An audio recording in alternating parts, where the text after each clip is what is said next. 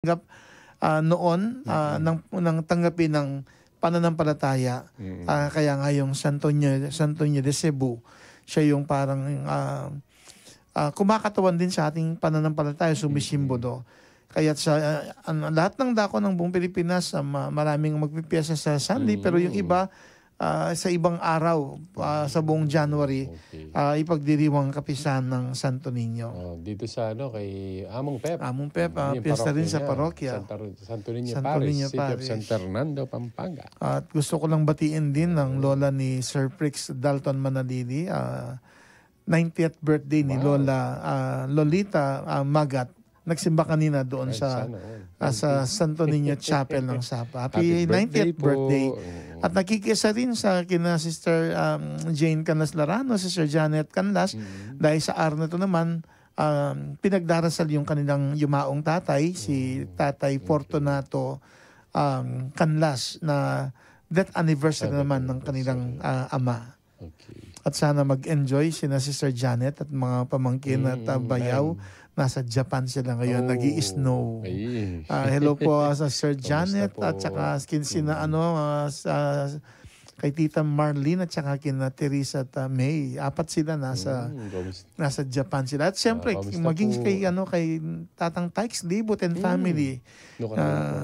Nandun din sa Japan, nag-enjoy sa snow niyan. Ewan ko kung lahat ng buong bansang Japan nag-i-snow, pero so far nakita ko sa mga pictures nila Sister Janet Canlas, nag-i-snow na doon sa Japan. February po yata yung talagang. Even sa Baguio City, di ba? Panagbenga, di ba? Malamig. Sa February daw yung yung pinakamalamig. Galing kami noong December 27, 20. Hindi masyadong malamig. Hindi gaano malamig. Kalipo. O baka ngayon hanggang Feb. Sinasabi daw. Lalamig. Broadcast pa yan. At tayo po ngayon magbalik tanaw at pakinggan ng pagninilay na galing kay Ma'am Agnes Evangelista Sarmiento ng Good Shepherd Parish, Bulaon Resettlement Center, Bulaon City of San Fernando, Pampanga.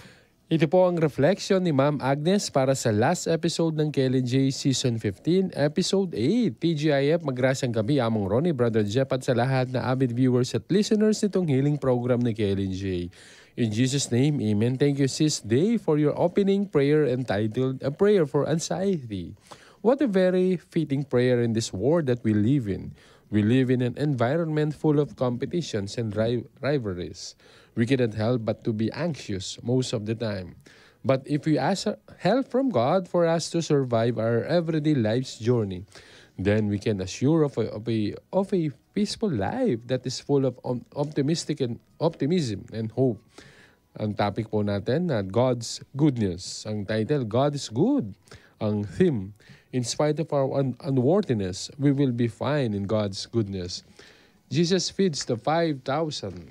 From Matthew chapter 14, verse 13 to 21, Jesus feeds the 4,000 was the gospel read in last week's episode. Kasi yung naka-lista ko, Jesus feeds the 5,000. Okay. Pero yung naisulat kong Bible verse, na binasa, 4,000. Pero regardless, 5,000 or 5,000, 4,000. Yung miracle, multiplication of loaves ang gospel. Yun, the healing testimony of Chloe Lay Briones Mendoza from Sapa, Santo Tomas, Pampanga was featured.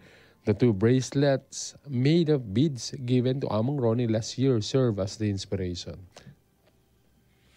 Letter A, gospel, Jesus feeds the 4,000. Verse 33, his disciples answered, where could we get enough bread in this remote place to feed such a crowd? Verse 34, how many loaves do you have? Jesus asked. 7, they replied, and a few small fish.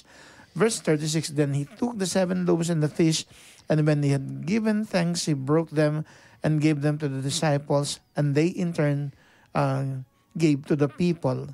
Verse 37, they all ate and were satisfied. Afterwards, the disciples picked up 7 baskets full of broken pieces that were left over.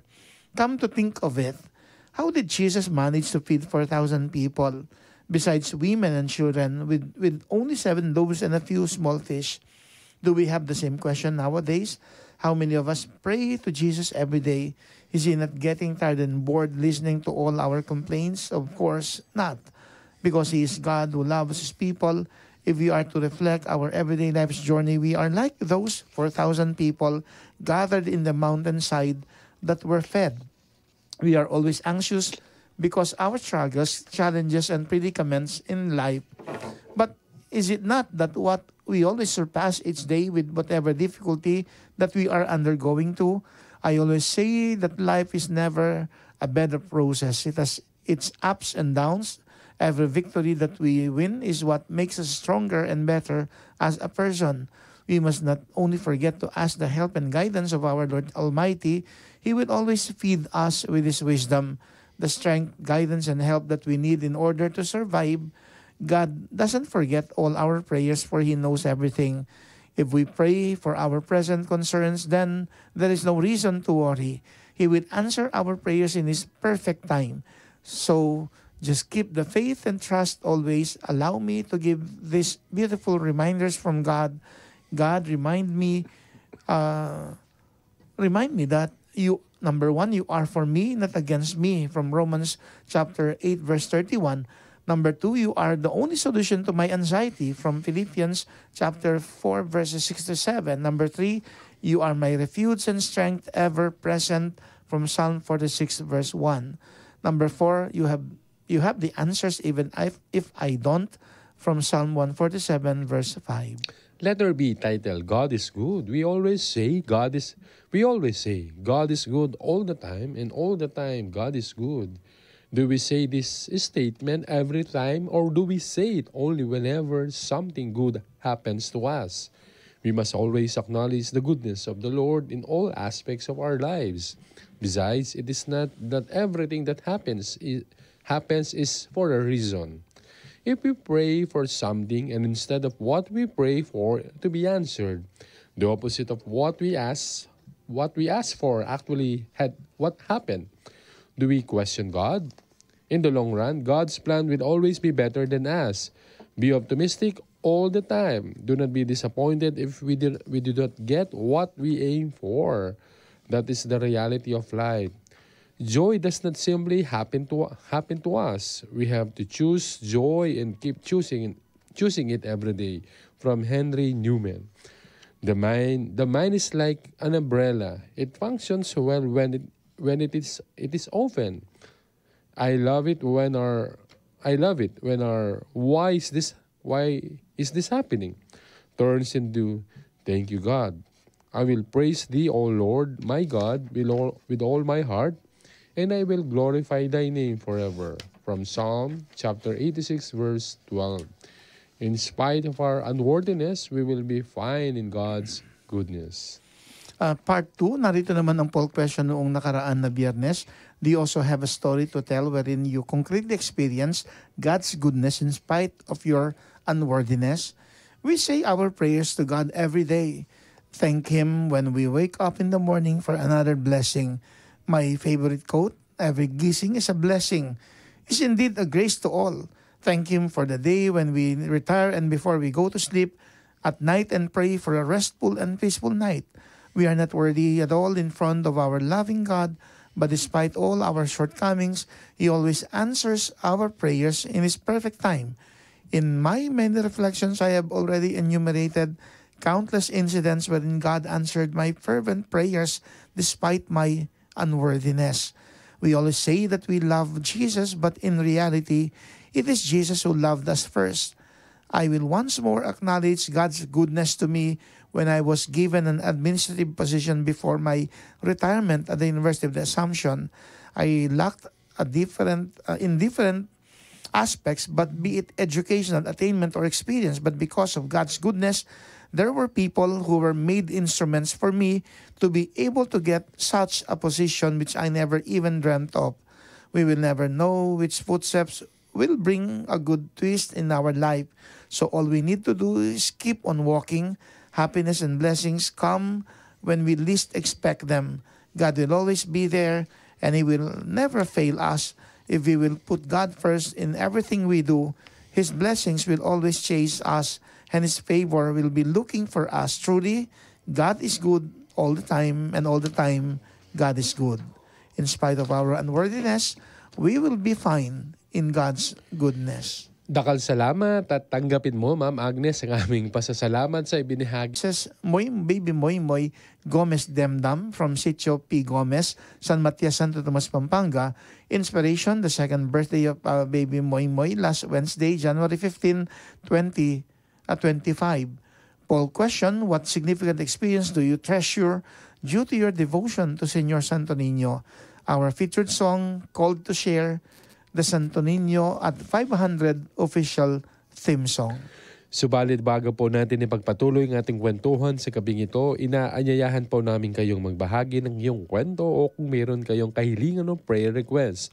Maaari po kayong mag-text sa mga sumusunod na text line numbers 0915-954-1303, 0918-351-8282, 0942-357-4268.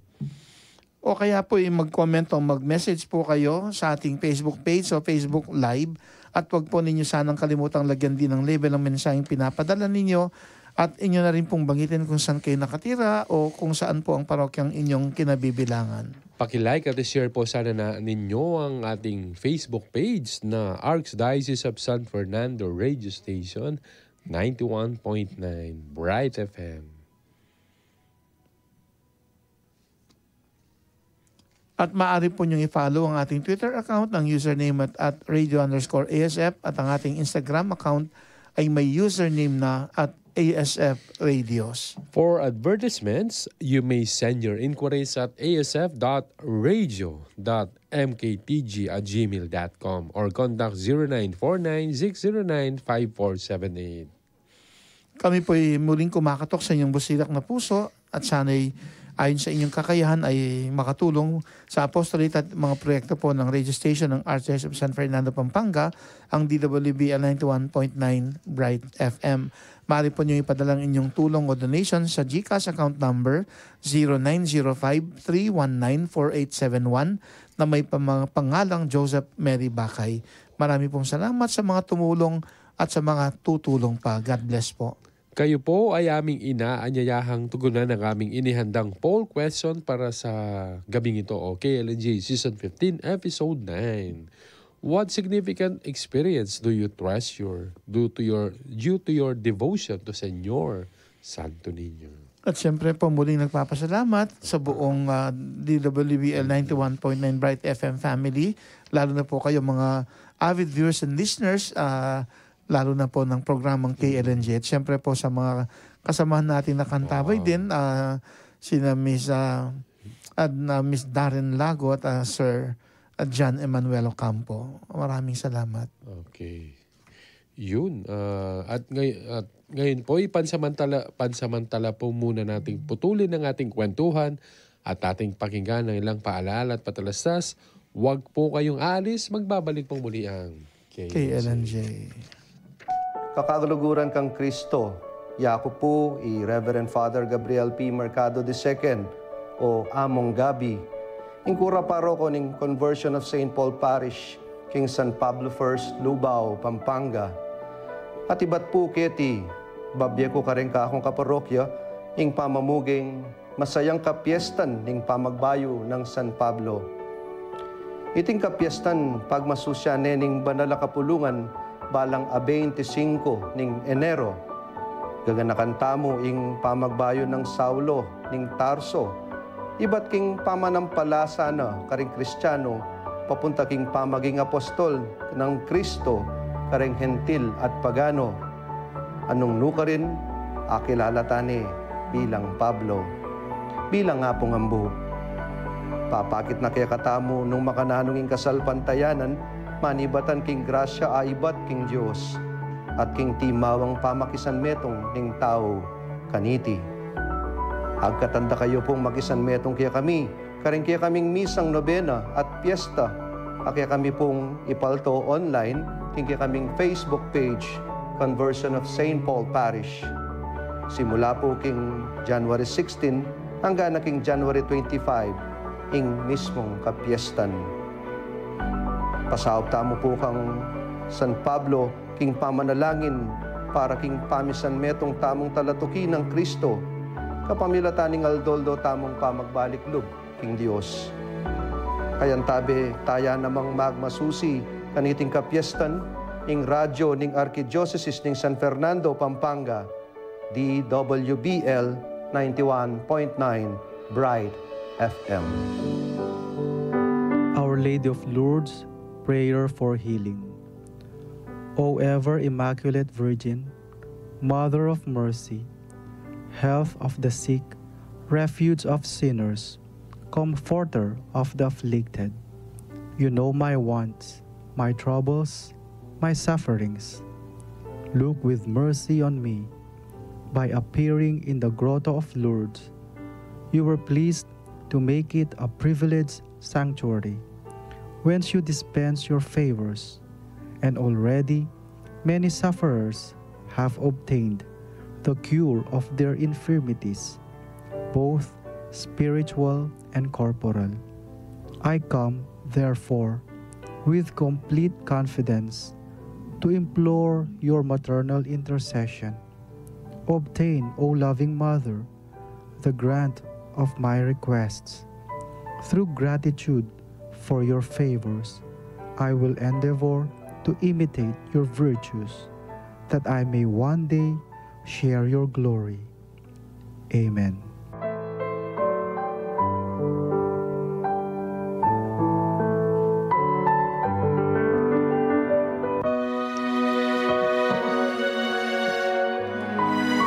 Atin po ngayong ipagpatuloy ang healing program ng radio station ng Archdiocese of San Fernando, Pampanga, ang KLNJ, King Lagyo ng Jesus.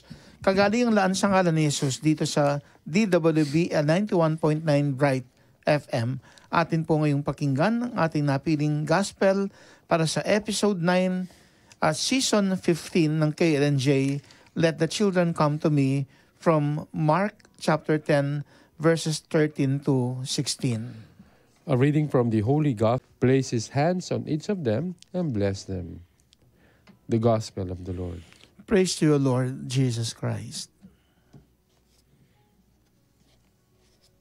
Di maipagkakaila, Brother Jeff, na yung devotion natin sa Santo Niño talagang napakalakas. Sabi ko nga kasi nga, dahil ito'y simbolo rin ng ating pananampalataya.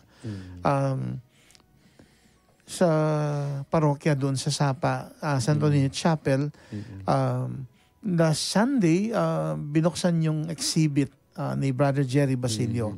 Ano na 26th edition na siya.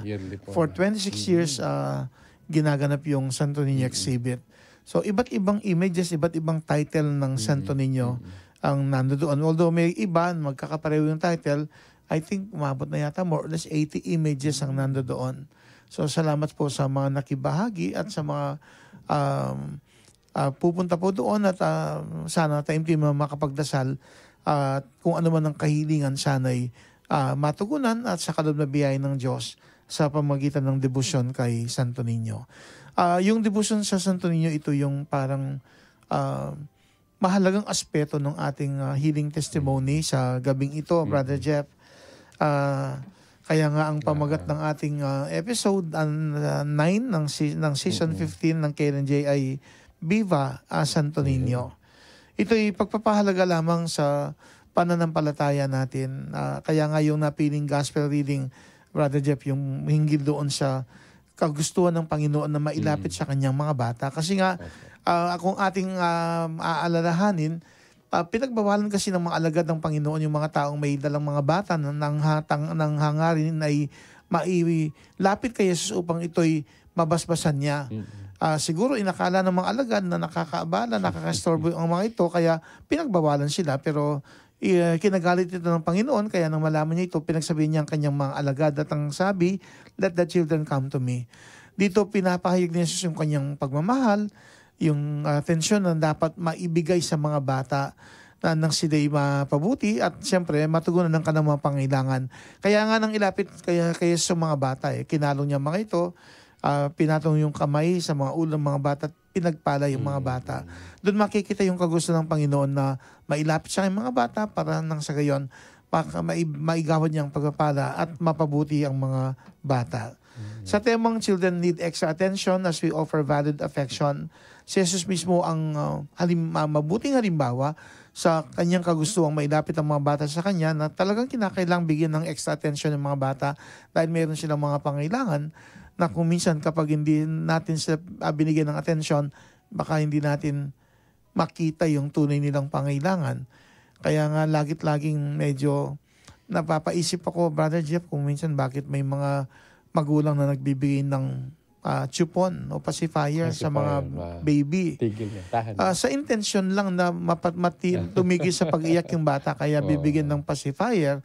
Pero madalas ang sabi ko, ang chupon parang isang maling tugon sa tunay na pangailangan ng mga bata. Sa pag-iyak ng bata, meron siyang pangailangan, di lang niya masabi. Baka basa yung diaper o yung lampin, kaya kailangan ng palitan, o baka gutom yung bata, o baka naantok na, o baka may insektong kumagat sa kanya na talagang yung extra attention kailangan nating ibigay sa mga bata. Kaya nga nababahala ako kasi madalas ang tanong ko, ano bang nakukuha ng mga bata kapag binigyan ng chupon? Wala naman. Ihinto lang talaga sa pag-iyak. Pero ang paanyaya, tugunan yung pangailangan ng mga bata. Bigyan ng extra attention at ibigay siyempre yung kahalagahan ng pagmamahal at pagmamalasakit sa mga bata. Kaya paanyaya sa atin ng pagninilito katulad ng Panginoon, bigyan natin ng extra attention ng mga bata at ibigay natin yung pagmamahal at pagkalinga sa mga bata nang hindi sila mapabayaan, nang lubos silang mapabuti. Children need extra attention as we offer valued affection. Naalala ko kasi, Brother Jeff, last Wednesday, January 15, nagsimba ang mag-asawang Res at Gomez Demdam from Sitio P. Gomez, San Matias. Yung kasing bunsong anak nila si Moy, na second birthday last Wednesday, January 15. Although 2 years ago, ang birthday ni Moy ay feast day ng Santo Niño. At January 13, 2 years ago, bago manganak si nagsimba sa Sapa, sa Santo Niño Chapel at nagpa-bless. Kasi nga, hindi na makaka-attend sa kapistahan ng Santo Niño kasi manganganak na siya. Actually, CS siya. Okay. Pero mainam sigurong pakinggan din natin itong kwentong binahagi ni Mrs. Marinel Gomez Demdam o si Sister Gomez Demdam, mother of baby Moy Moy. Sabi niya sa kanyang mensahe, sa kanyang kwento, "Hi po Among, salamat po kasi maisi-share po yung story ng dalawa naming baby." Actually, pagkatapos kasi nung magpa-bless, nakiusap ako na pwedeng mag-message sa akin, magkwento para maibahagi yung kwento nila sa gabing ito sa season 9. Kasi naisipan ko kasi sa feast day sa Sunday ng Santo Niño, kaya mainam na yung topic natin. May connection din siyempre sa devotion sa Santo Niño. At ayon sa kwento ni Mrs. Marinel Gomez Demdam, high school pa lang po ako, diagnosed na po ako na may PCOS. Regular po yung check-up ko and medication hanggang sa nag-work na din po ako. Year 2018, na-meet ko po yung husband ko ngayon na si Res. That time, nakakasama ko na po siya sa mga check-up ko since boyfriend ko naman po siya.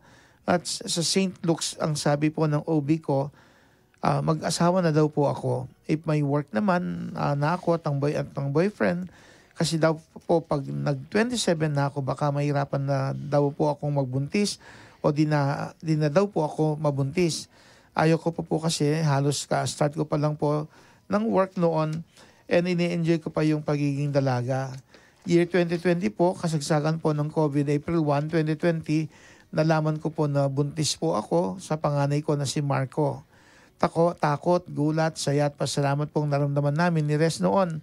Lagi po kami nagsisimba sa Santo Niño Church sa may San Fernando po, yung kayamong Pep, no?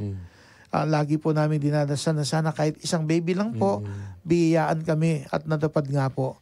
Sobrang saya po namin kasi may anak na po kami kahit isa lang. Year 2022, June 1, nalaman na naman po namin na buntis po ako ulit sa ikalawang baby namin. Masaya naman po kami at magkakaroon na po ng kapatid si Marco. Nagpa-check up po kami agad at lumitaw sa ultrasound na wala pong heartbeat yung nasa tiyan ko. 8 weeks na po yung nasa tiyan ko and nakita po sa ultrasound na mas malaki pa po yung cyst sa matris ko kesa po doon sa fetus. Binigyan po ko ng gamot for 2 weeks. Ang sabi po, if walang progress na mangyayari, i-terminate daw po namin yung pregnancy ko, ay iraraspa daw po ako. Pag-uwi po namin sa bahay, iyak po ako ng iyak. Malungkot po ang lahat ng tao sa bahay. Nung time po nun, uso pa din po ang online mass. At si tatay ko po ay listener po talaga ng King Lagyo ng Jesus. Lagi niya pong pinagdarasal na sana po mabuhay yung nasa tiyan ko. Sa totoo po, iniiyak ko na lahat. Sabi po naming mag-asawa, kung para sa atin talaga, ibibigay naman ni Papa God. Kung hindi, hindi para sa atin. Tinake ko po yung medication for 2 weeks. After 2 weeks, bumalik na po kami sa OB. Nagpa-ultrasound po kami ulit. At nagulat po yung nag-u-ultrasound kasi po nawala yung bukol sa matres at lumakas na po ang heartbeat ni baby. Sabi pa nga po ng OB ko, ang lakas niyo po sa taas, para sa inyo po talaga yan. Tulad po kay Marco, lagi pa din po kaming nagpupunta at nagdarasal ng Mr. Cos sa Santo Niño Church sa may San Fernando. At sobra po kaming nagpapasalamat sa blessing na binibigay naman po niya sa amin. Year 2023 po, na nanganak na po ako, January 15, 2023, Sunday, sakto pong fiesta ni Santo Niño. Moises po ang pinangalan namin sa kanya. Noong 5 months po siya, nag-request po yung pedia ng 2D echo para kay Moy kasi po may murmur daw ang puso niya para daw ma-check up if may problem sa heart niya. Grabe naman po yung takot na naramdaman namin sa Healing Online Mass po ninyo. Lagi po ulit sinasama ni Tatay, si Moy sa dasal po. At kami din po kay Santo Niño po ulit nagdarasal din, sana wala pong problema sa puso ni Moy. Nung dumating na po yung araw na 2D echo ni Moy, almost mag 7 p.m. na po kami natapos. Nanlambot po talaga ang tuhod ko at umiyak ako nung sinabi na wala naman daw pong butas ang puso ni Moy. Baka sipon lang daw po yun, yung murmur na naririnig. Sobrang pasalamat naman po kay Papa God at Santo Niño at sa inyo po, Among. Ngayon po, 2 years old na yung noong walang heartbeat na baby. Wala pong imposible basta may faith po kayo kay Papa God. Nga pala po, 27 po ako nung pinanganak ko si Moy. Pagkapanganak ko po sa kanya, sinadjust po ng OB ko na palagit na po ako kasi sobrang nipis na daw po ng matris ko at delikado na sa susunod na magbubuntis po ako. Mas malaki na lang daw po yung chance na di mabubuhay yung baby. Ang natutunan po naming mag-asawa, kahit matagal man o kahit mabilis, kahit mahirap man o kahit madali, basta po para sa inyo, ibibigay po talaga sa inyo. Isa lang po ang hinihingi namin, 2 na po ang pinigay sa amin. Amang salamat po, sana po may ma-inspire po sa kwento namin. Kahit po lumaki na sina Marco at Moises, lagi ko pa din po silang ipagdarasal kay Santo Niño. Thank you, Sister Am, sa kwentong binahagi mo. Thank you din kay Mr. mo na si Brother Res. At sa mga anak niyo, sila Marco at Moises. Belated happy 2nd birthday, baby Moy Moy. Moy Moy. Ang ganda ng nickname. Moy Moy. Moy Moy. Moy. Para na moy pala, boy. Hindi. Iniisip ko nung ano kaya yung pag-uusapan natin sa gabing ito. Nagkataon nung Wednesday nga magsimba sina nakahingi ako ng favors sa kay Am na kung pwede makapagbahagi sila ng kwento. At tamang-tama naman kasi kapistahan ng Santo Niño this coming Sunday, 3rd Sunday of January. At incidentally, as mentioned by Miss Am po, Among, di ba yung anak niya, di ba, piyesta ng Santo Niño siya ipinanganak. 2 years ago. It's coincident. Talagang blessing. Malaking blessing yun. Tsaka yung panahon na walang heartbeat yung bata. Ay, oo. Salamat sa naging bunga kasi ng pandemic yung mass online natin And even siyempre, even itong KLNJ, nagsimula tayo nung 2020, panahon ng pandemya, na nung mga panahon na sarado yung mga simbahan. Kaya nga ito'y bunga ng pandemya, ng COVID-19, at patuloy tayong binibigyan ng pagkakataon ng Diyos na makamit yung biyaya ng kagalingan sa pamamagitan nitong healing program na KLNJ, even yung mga mass online natin sa ating mga parokya, and even dito sa radyo. May regular mass ako na ginagawang